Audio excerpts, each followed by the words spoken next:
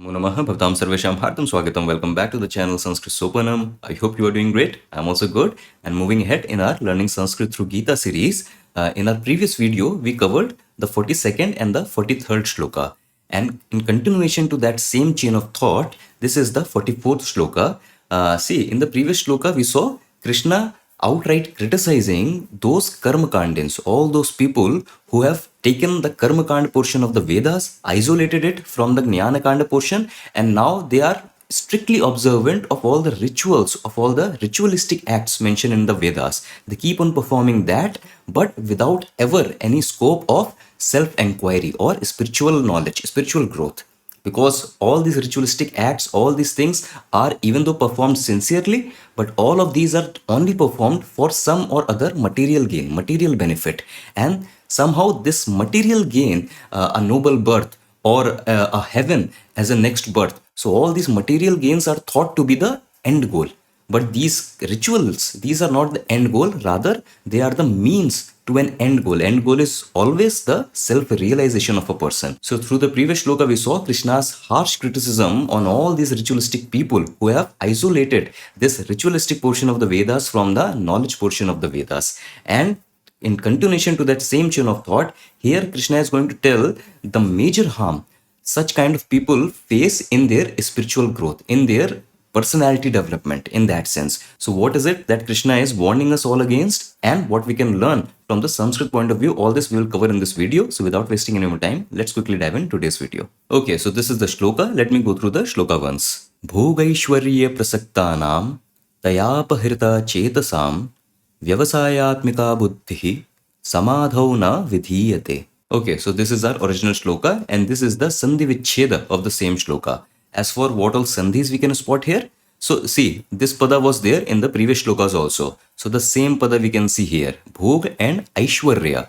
And due to Vriddhi Sandhi, they are combining together as Bhogaishwarya. That is what you see in the shloka. This is the Vriddhi Sandhi. Apart from this, you can see here, Taya and Apahrita. So here what Sandhi is happening? So it is a simple Dirgha Sandhi, due to which Taya and Apahrita, they are combining as Taya Apahrita.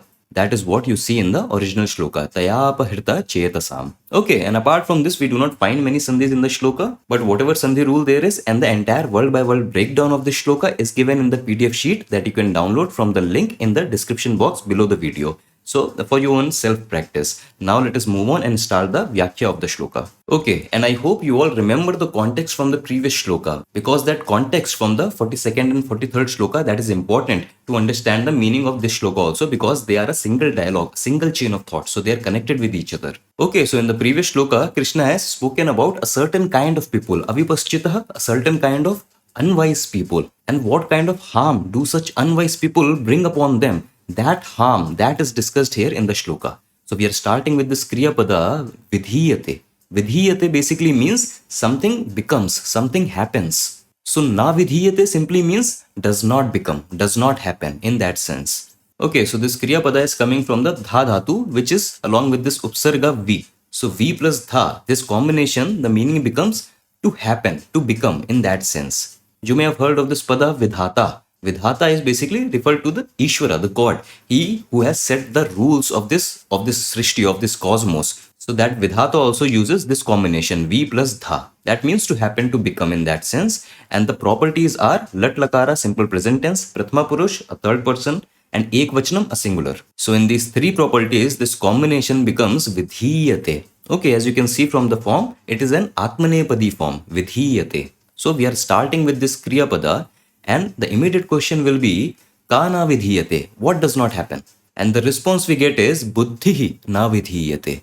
And Buddhihi, this has to be understood in the same meaning that we have seen in the past few shlokas. That this Buddhi here is used in the sense of intention. This Buddhi is used in the sense of mental thought of a person. His resolve, his determination to do something. So that is that Buddhi. It can also be understood with the Sanskrit word Matihi. Okay, and as for the form, so Buddhi, this is the Pratipadika. This is of course a Ikaranta Strilinga, feminine gender Pratipadika, Buddhi.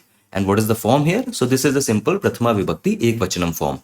Buddhihi na vidhiyate, that the intention or the mental thought does not become. Okay, this is what we have so far. And now if we'll move on, so my question is, Kidrishana vidhiyate, that the intention or mental thought of a person does not become what? So to answer that, we have buddhihi vyavasayatmikana vidhiyate. Vyavasayatmika, this same pada we have seen in the previous shlokas. So this samasa, vyavasayatmika, consists of these two padas.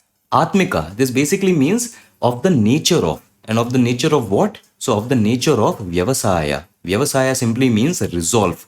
That something is of the nature of firm resolve. Something is of the nature of firm determination. Okay, so vyavasayatmika simply means something that is resolute, something that is determinate. And since we are using this pada to describe this buddhi as a complement to this word buddhi, so this is also taking the same form, prathama vibhakti ekvachanam form in strilinga. So this become vyavasaya atmika. That is what you see in the shloka. Okay, so pretty easy to understand. We have already seen these words, seen these padas before also.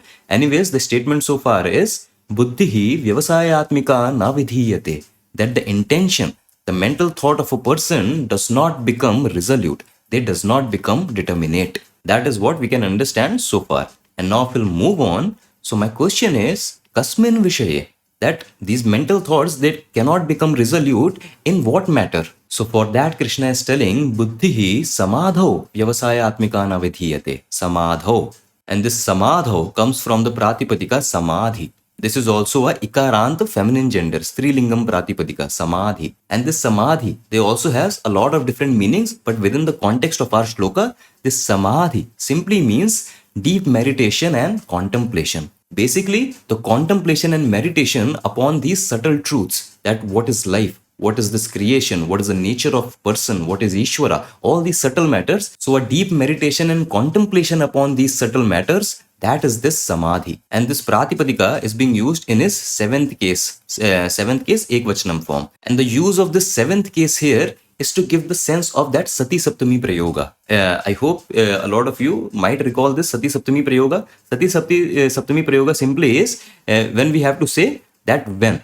So basically with this Saptami Vibhakti Prayoga of Samadhi, that is this Samadho, all we are saying is when in deep meditation and contemplation. That when in deep meditation and contemplation, the buddhi, the intentions, the mental thoughts, they do not become resolute, they do not become determinate. And with this we understand that Krishna is saying that the mental capabilities, the intellectual capabilities, they become unfit for deep meditation or deep contemplation over subtle spiritual matters. So that is what Krishna is telling us. And this is the danger that a certain kind of people they face. And what are those certain kind of people? We have discussed that in the previous shloka, and Krishna is again going to tell us in this shloka also. So if we move on, so my question is Kesham, that Kesham buddhihi vyavasayatmika na vidhiyate, that whose mental thoughts, whose intentions does not become resolute. And for that Krishna is saying bhogaishwarya prasaktanam. So see, this samasa has three individual padas, bhoga, aishwarya and prasakta.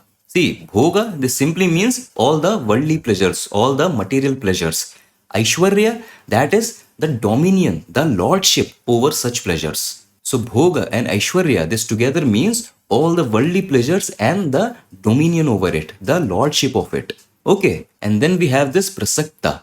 Prasakta, this simply means someone who is strongly attached to something else. Prasakta, we use another word, no, asakta. So this asakta, this also means the same thing, that someone who clings to something else, someone who is strongly attached to something else. And now this entire samasa can be understood as yaha bhogaishwarya prasaktaha, that one who is strongly attached to the pleasures and lordship. So this is our samaspada and this is the vigraha vakya.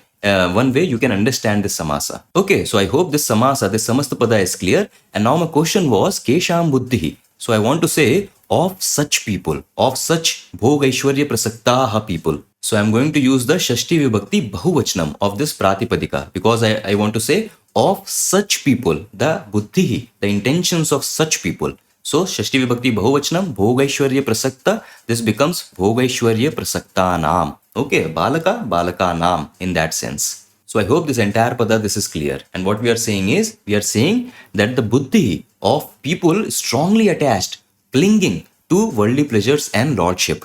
For such people, their intentions, their buddhi never becomes vyavasaya atmika. It never becomes resolute or determinate. while they are in samadhi, while they are in deep contemplation and meditation over subtle matters. So that is what Krishna is telling us so far. And now if we'll move on, so Krishna is describing the same people, the same unwise people, avipaschitaha, with another term also. So what is that? Punaschikesham, I am just repeating the question.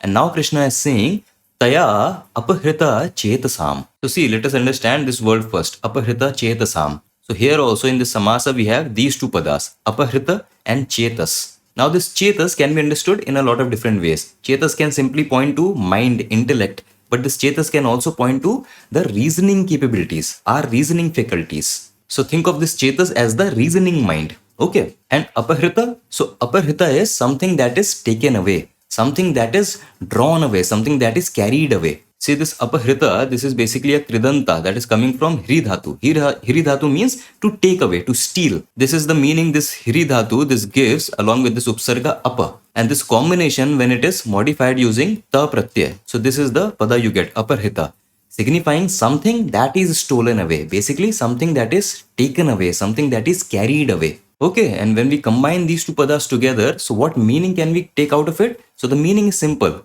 Apahritam chetaha yasya. That one whose reasoning capabilities are stolen away. One whose reasoning capabilities are taken away. So such a person is called apahrita chetas. Okay, and now we are again, because we are answering to this question that whose buddhi. So we are again saying of such kind of people. So we are again going to use the Shashti Vibhakti Bahuvachanam for this Pratipadika Apahrita Chetas. And in Shashti Vibhakti Bahuvachanam, the form becomes Apahrita Chetasam. That is what you see in the shloka. Okay, so just as we said, no, Bhoga Aishwarya Prasakta Nam, that of people strongly attached to pleasures and lordship, same way we are saying of people whose reasoning capabilities are taken away, are stolen away. Basically, those kind of people who have stopped using their viveka, who have surrendered their reasoning capabilities for something else. Okay, so I hope this pada is clear. And here we have this taya.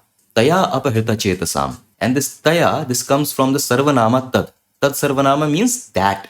But this that, what is this that referring to? So this that is referring to the vacha that we saw in the previous shloka. Vacha is the speech, or vacha simply means the words that are spoken, right? And in previous shloka we saw that how the ritualist people, how they use pushpitama vacha, how they use flowery speech, decorative words to delude others. So with this taya, which is the Tritiya Vibhakti singular form of this tat, he is basically saying, Krishna is basically saying, by those speeches, by those words, that the intentions and mental thoughts of people whose reasoning capabilities are taken away by those flowery words. That such people who are deluded by those flowery words. So basically, taya, if you have to write it, so you can write it taya vacha. That by those speeches, by those flowery words spoken by the Karmakandians, the ritualist people in that sense. Okay, so I hope this taya and this taya is pointing to that vacha, this is clear. And with this, we cover the entire words of the shloka. Let us see the anvaya along with the anuvada first. So Krishna is telling us that buddhi,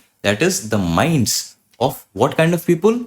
So the minds of Bhogaishwarya Prasaktanam, that the minds of people who cling to worldly pleasures and lordship and who are aparhita chetasam, whose reasoning capabilities are carried away, aparhita, whose reasoning capabilities are carried away by taya vacha, by those flowery words. And what flowery words? So that is what we saw in the previous shloka, Pushpitama Vacham, that all those flowery words that promises a person a next noble birth. Maybe they promise a person a place in heaven or all kinds of worldly pleasures and lordship over them. So those kind of flowery words. Okay, so Bhoga Aishwarya Prasaktanam Taya Aparhita Chetasam Buddhi, that the minds of people who cling to worldly pleasures and lordship and whose reasonings are carried away by those flowery words. So the minds of such people, na vidhiyate, the minds of such people do not become what? Vyavasayatmika. They do not become determinate. The minds of such people never become resolute. When? So samadho. When in deep meditation and contemplation. That is, they become unfit for spiritual inquiry and so they become unfit for spiritual growth. Okay, so this is the entire meaning of the shloka. See, a simple thing. Suppose someone starts to read Patanjali's Yoga Sutra. And in Patanjali's Yoga Sutra, there is also a mention of all the 9 siddhis, the 9 yogic powers. Okay, now imagine someone starts to read Patanjali Yoga Sutra just for the sole purpose of acquiring those 9 yogic powers. won't it be a waste of such a phenomenal text like Patanjali's Yoga Sutra?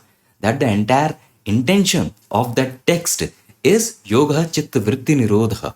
That you have to stop, you have to cease these agitations of mind so that you can identify the self within you. Again, the self realization. That is the goal.